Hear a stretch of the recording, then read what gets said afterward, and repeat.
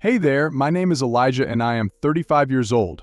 I am here to tell you about the time my fiancé cheated on me with my boss's smug son. A lot of things happened in between and I'll tell you about it all. But first, let me tell you a little about myself. About a year ago, I used to work in a manufacturing company that manufactured glass bottles for its clients. We had a huge clientele from companies that produce sports drinks to pop and more. I was the production manager, overseeing the production process and managing production schedules and workers. I liked my job. It wasn't very exhausting and the paycheck was good. I joined the company about 4 years ago as a production supervisor, and in these 4 years, I got promoted to become a manager. In the second year of joining the company, I met my fiancée, Claire. Claire was a copywriter at an advertising agency. Our mutual friend, Delilah, set us up for a date and the date went great. We instantly clicked and became well acquainted with each other.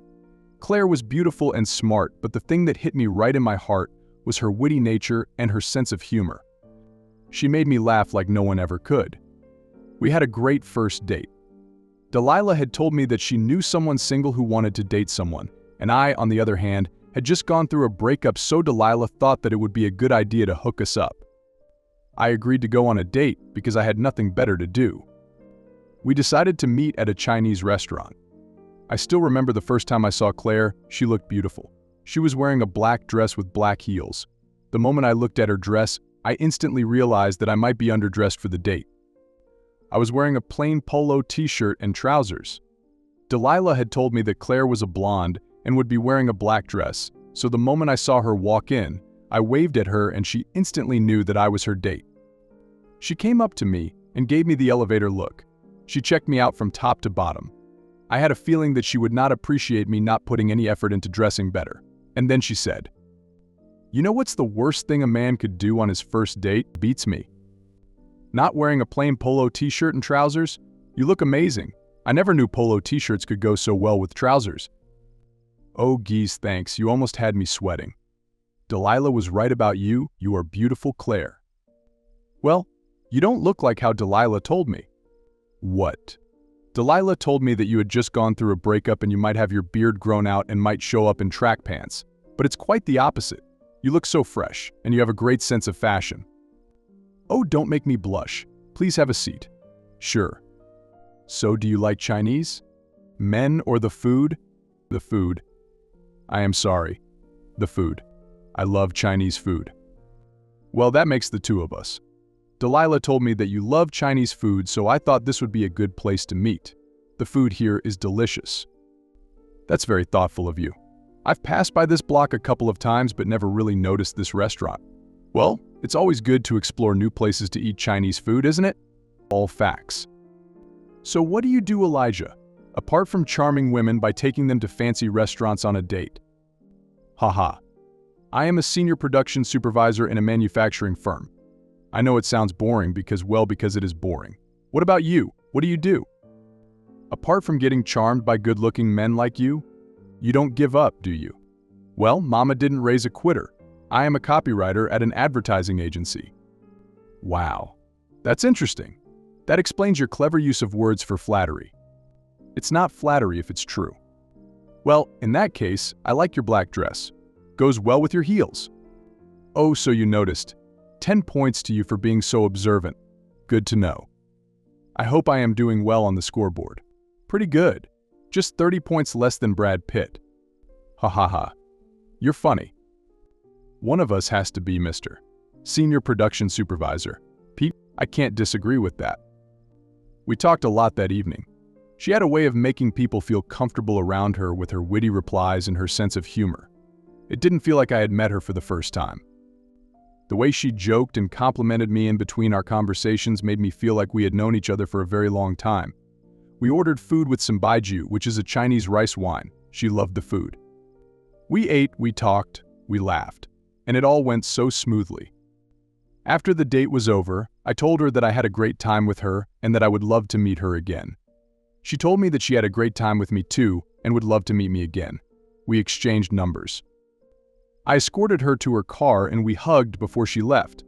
I went inside my car and I sat there for a while, thinking about everything that had just happened. How did I end up meeting someone like Claire? That too, right after going through a breakup. and when everything's going well, you can't help but let the optimism flow within you like a dead fish in the river. It all started to feel like meeting Claire after a breakup was destined to be. I started to believe that we were meant to be together like it was part of some fairy tale.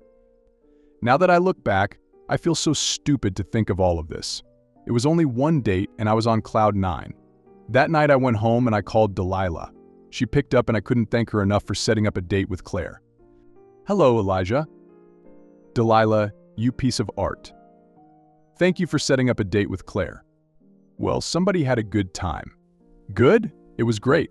It was the best date I've ever been on. Claire is so beautiful and smart, and she has a great sense of humor." "Well, she's the best." "You're the best. You've never been so right before." Funny thing, about 10 minutes ago I got a text from Claire saying that she had a great time with you. "I see something's cooking in here." "Did she?" "What else did she say?" "Well, it wasn't much, but she said that you were a good sport and she had a good time with you. She's not big on compliments, but all of this coming from her, it's quite a big deal." "What are you talking about?" "She complimented me throughout our date in the most subtle way." "Oh, wow. Maybe she doesn't want to let me know how happy she is to meet you." "It was a great date, Delilah. I can't thank you enough. You're the best wingman ever." "Well, I do my part to keep love alive in this world. I am glad that you two had a great time together. I am happy for both of you. Especially you, since you've just been through a nasty breakup." "I needed this." "Thanks." "No worries, buddy. Super Del, always here to help." I was so happy that the date went well. I couldn't wait to meet Claire again. The next day, I texted her and we planned another date for the coming weekend. This time Claire wanted to go to a park on a picnic date. She told me she didn't want to go to fancy restaurants. She just wanted to relax and have a good time. I agreed. On the weekend, we went on our second date and it was as good as the first one. Both of us were in a mood to relax and were not too formally dressed. I wore jeans and a t-shirt, and she wore a sunflower dress. And she had made apple pie for the date, which was delicious. This time our conversations had more depth. I told her about my work, my family, and my life, and so did she. At the end of the date, she gave me a little peck on the cheek saying that she loved spending time with me and that I made her feel safe, which apparently is a huge compliment for a guy. I told her that I loved spending time with her too. We dated for around 6 months, and then we finally got engaged. 2 months after the engagement, she moved in with me and we started living together. We were planning to get married in the coming 2 years. We didn't want to rush things and we wanted a little more stability in our lives before making the big commitment of marriage. Everything was going great until Logan came. Logan is the smug son of my boss, Benjamin. Benjamin was not just my boss, he was also the co-founder of the company. Logan was one arrogant prick, I tell you that. Unlike his father, he was cold-hearted, immoral, insensitive, and spoiled. He was on the board of directors of the company. And he was also the associate director of the company, which I don't think is a designation that exists. I always felt like it was something his father made up to make Logan feel like he was contributing to the business. Logan had authority over the lower and middle-level employees of the company. He rarely visited the office, but whenever he did, he yelled at everyone for no reason. He had no idea how things worked in the company, but he just came in and yelled at everyone for not working hard enough and not bringing in more revenue. His idea of running the company was to treat employees like slaves. Nobody liked him, not even Benjamin approved of the things he did. But Logan, being Logan, didn't even respect his father. Benjamin, on the other hand, was a true gentleman. He was a professional, a kind leader, and always treated everyone with respect. Everybody respected Benjamin for being such a good boss. One day, after about 4 months of getting engaged with Claire, Benjamin decided to throw an office party to appreciate all the employees working so hard to bring in revenue for the company. Benjamin told everyone to bring their family members to the party. It was a celebration. Since my parents were living in another city, I brought Claire with me. I also thought that it was a great opportunity to introduce my fiancé to my work friends. I was just introducing Claire to everyone when Logan came in. Logan had a devious look on his face. I introduced him to Claire. I told Claire that Logan was the son of our boss, Benjamin, and that's when Logan interrupted and told her that he was also the associate director of the company. He took Claire's hand and kissed it. He then proceeded to have a very flirtatious conversation with her. I could sense in his sly tone that he was flirting with Claire, and that too, right in front of me. Elijah never told me he had such a beautiful fiancé. Thank you. Elijah is a lucky man. I think it goes both ways. We're both lucky to have each other. So how long have you guys been together? We met 10 months ago. We dated for 6 months, and then Elijah proposed to me and I said yes. Well, only a fool would let go of someone like you. You're stunning. Oh, come on. You're making me blush. Someone like you deserves to be made to feel special. I hope Elijah is doing a good job keeping you happy. He is doing a great job. I feel so blessed that I met him. You know he works under me, he's been lacking in some of the work, and now I know the reason why. And I can't blame him. Well, he's been shuffling between his hours to give adequate time to his work and spend time with me. Too bad, he's not as successful as me. When you're rich, you don't have to go by the clock, you just do whatever you want to do. And if I were him, I wouldn't let you out of my sight. Not even for a second. He's a busy man and I get it. And I am pretty sure you're a busy man too. After all, you're the associate director of such a big corporation. People like me work only if we want to. I am a slave to my desires and my desires only. I do what I want to do. Sounds amazing. It is. What do you do? I work in an advertising company. Oh, that sounds fun. It is. I've been working on advertising campaigns for a motorcycle company. You like motorbikes? Yeah, I am not crazy about it, but I enjoy watching them go whoosh. Do you ride one? Oh no. My father tried to teach me how to ride a motorbike, but I never understood how everything works. You know the gear and acceleration, and you have to concentrate on balancing at the same time. It's too much work. Well, I can teach you how to ride one. I even have a collection of motorbikes. Do you want to check it out sometime? Yeah, sure, honey, can we? We should visit Logan sometime and check out his motorbike collection. Yeah, sure.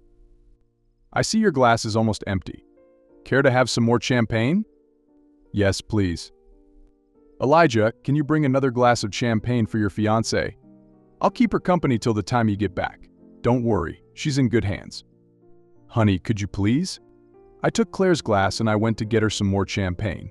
I was standing at the bar counter while the bartender poured another glass of champagne. While standing at the bar counter, I couldn't keep my eyes off Logan and Claire. Claire was laughing and Logan was being all flirty with her. Then I thought to myself, maybe I was just being insecure for no reason. Claire was happy with me and I shouldn't feel so insecure about her talking to other guys, especially that prick Logan. The bartender gave me a glass of champagne and I went back to Logan and Claire. I handed Claire her champagne and after some time Logan left. Logan was on his best behavior in front of Claire. He was not the typical Logan he used to be when he came to work. He seemed like a gentleman that day. We had dinner and then we left the party. On the way home, Claire couldn't stop talking about Logan. She was praising him, telling me about how sophisticated and well-mannered he was, when the truth was, he was arrogant and insensitive. I didn't respond. I didn't want Claire to think that I was an insecure person.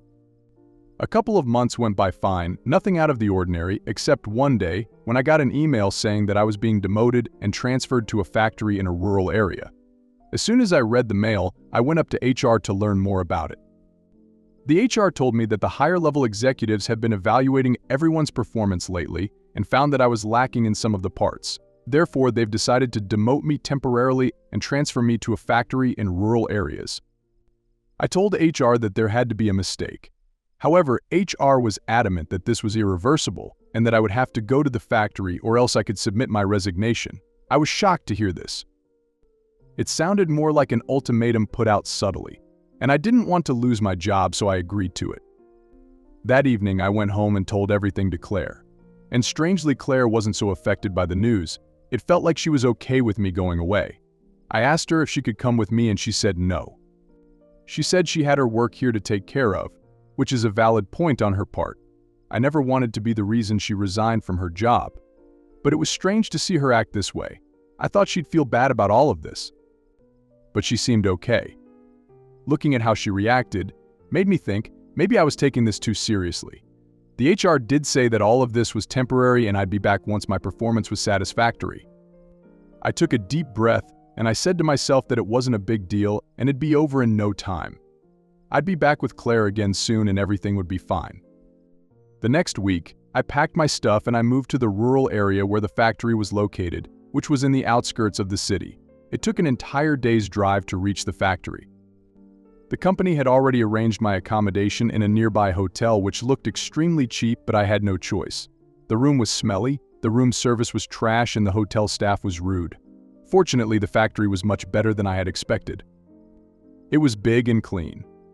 The people who worked there were friendly, and since I was a supervisor, they treated me with utmost respect. It's safe to say that I felt better when I was in the factory than when I was in the hotel. I used to spend most of my day in the factory, have some drinks with my coworkers sometimes in the evening, and I only came to the hotel to sleep. For the first week, I used to call Claire every day, and we used to talk for hours after dinner. But after the first week, Claire told me that she was buried in a pile of work, and she couldn't talk to me every day, so we used to talk once in 3 or 4 days. It sure made me realize why long-distance relationships are so difficult to sustain. We barely had time for each other, and she was busy with her work and I was with mine. 1 month later, I got a call from Delilah telling me that she had made a grave mistake, hooking me up with Claire. I didn't understand where all of this was coming from. She was so happy for us, but now hearing her say that it was a mistake had me on my toes. I was confused initially when Delilah said this, but then she revealed some things about Claire that completely shattered my heart. I still remember that phone call that turned my world upside down. "Hello, Elijah." "Elijah?" "Oh, hey, Delilah. How are you? It's been such a long time." "Listen to me, Elijah. I need to tell you something. It's important." "Okay, you're scaring me now. What's up? Is everything all right?" "I made a grave mistake hooking you up with Claire." "What? What are you talking about?" "Claire is not who she pretends to be. She's not good for you." "What? Why would you say something like that about her? She's my fiancé." "I know, Elijah, and I am so sorry about what I am going to tell you." "What is it?" "Claire is cheating on you." "What? No way. You're kidding, right? Is this a prank?" "Because if it is, it's not a good one. I am already going through a lot right now, and this is not the right time to mess up with my head, Delilah." "I know how you feel, Elijah, but it's the truth. She's cheating on you." "With whom?" "I don't know who. One of our mutual friends, Claire and mine, told me about everything. Ever since you left the house, she has been throwing parties almost every day, and there is a man who spends the night at your house after everyone's gone." That friend also told me that she had seen Claire and that man going out together to cafes, bars, and restaurants as if they were going out on a date. Claire also told my friend that she has been having second thoughts about being with you and that she has someone new in her life. This can't be true. Claire loves me and I love her. We're planning to get married next year. I am so sorry about all of this, Elijah. I should have never let you guys meet. It's all my fault. I don't believe you. And the friend who told you all of this can go piss off. I can completely understand how you feel. I didn't believe her either, but she told me the man Claire has been seeing behind your back works with you. Works with me? Yes, Claire told her that. She also has a video from one of the parties that Claire threw where you can see Claire and that man standing together and then hugging. Send it to me. I'll send it to you, only if promise me to stay calm and not do anything stupid. How can I stay calm when my fiancé is cheating on me? Calm down, Elijah. I know you're mad. But I want you to think carefully about how you want to play this one out. Just send me the video, Delilah, right now. All right. I am sending it to you. As soon as I received the video from Delilah, I cut the call and played the video. I watched the video and my jaw dropped. It was Logan who was hugging Claire in the video, and they were partying together in my house. It was heartbreaking to realize that everything Delilah had told me was true. I broke down looking at my wife hugging my boss's smug son and partying with him in my house. I cried hard, but my heart was full of rage. I was furious about everything. I couldn't keep calm. I sent the video to Benjamin and told him that his son was a homewrecker and that the next time I meet his son, I'll punch him in the face. Shortly after I sent the video, I got a call from Benjamin. "Hello, Elijah. What is all of this? Can't you see, Ben? Your son is having an affair with my fiancé. He's a homewrecker." "That's not possible. I just sent you a video of them hugging each other and partying in my house behind my back. Your love for your son has blinded you. My friend told me that your son stays the night in my house with my fiancé when the party's over and everybody's gone. I swear I'll punch him right in the face the next time I see him. Calm down, Elijah. Just calm down. I understand how you feel. Are you serious? I bet you're in on it. After all, you and the other high-level executives were the ones who demoted me and transferred me out here to a factory, in the middle of nowhere so your son could spend more time with my fiancé. Demoted and transferred? What are you talking about? I am out here working like a fool thinking that I wasn't doing my job well. But the truth is, all of you sent me here because your son was having an affair with my fiancé. Elijah, you've known me for almost 3 years now. You know I won't ever do something like this to anyone. I had no idea that you were demoted and transferred. I didn't have anything to do with it. How long has it been since you were transferred? About a month. You've been out for 1 month and nobody told me about this. This is outrageous. Talk to HR. He was the one who threatened me that if I didn't go to the factory, I would be fired. How dare he do this behind my back? Give me 10 minutes, Elijah. I'll sort this out. And then Benjamin hung up the phone. It was hard to believe that Benjamin didn't know anything about this. After all, this was his company. Nothing was ever done without consulting him first. But as far as I knew Benjamin, somewhere my heart did know that he had nothing to do with all of this. He is an honorable and respectable man. After about half an hour, I got a call again from Benjamin. You were right, Elijah. My son, Logan, was behind all of this. He had told the HR to send you away. I fired HR for doing all of this to you. So you didn't know about all of this? If I knew about all of this, things wouldn't have gotten this far. So what now? You're going to fire your son also? I wish I could, but unfortunately I can't. He's a member of the board and I can't just fire him. So he doesn't get punished for what he did? I didn't say that. What do you mean? Now I want you to listen to me very carefully, Elijah. I want you to raise a complaint against him about how he's been having an affair with your fiancé. I'll also talk to some other employees to be the whistleblower to Logan's unprofessional behavior towards everyone, which would support your case. After your complaint, I'll set up an inquiry on Logan, which would be headed by my most trusted board members. If Logan is having an affair with your fiancé, the truth will prevail and Logan will be kicked off of the company. And I'll make sure that he never steps back in this company ever again. And as for your fiancé, you can do whatever you want to do about it. It's between you two. You would do that to your son? Logan has been a headache for me now. He doesn't know how to run a company. He doesn't listen and all he does is act like he owns everything. He disrespects me and his mom. He's spoiled. It's high time that I showed him who's the boss. So pack up your stuff and come back as soon as possible. All right, Ben. Hearing Ben say all of this and plotting against his son to kick him out of the company left me speechless. But I didn't feel bad about anything. Logan deserved it, and it was high time that someone made him pay for everything he did. I packed up my stuff and I drove back to the city. I reached home, and without wasting a single second beating around the bush, I told Claire that I was calling off the engagement. I also told her that I knew everything about her and Logan. She was shocked to hear all of this. She broke down once I said this, but she had made her bed and now she had to sleep in it. The next day, I raised a complaint against Logan as Ben had said, and Ben set up an inquiry on Logan. After about 2 months, the panel who was overseeing the inquiry ruled out that Logan was guilty, and as a consequence of his action, he was kicked out of the company. All of Logan's company benefits were revoked, and to top it off, Ben kicked him out of the house for being a prick to him and his wife. As for Claire, she was also fired from her job when the news about her having an affair with Logan reached the advertising agency.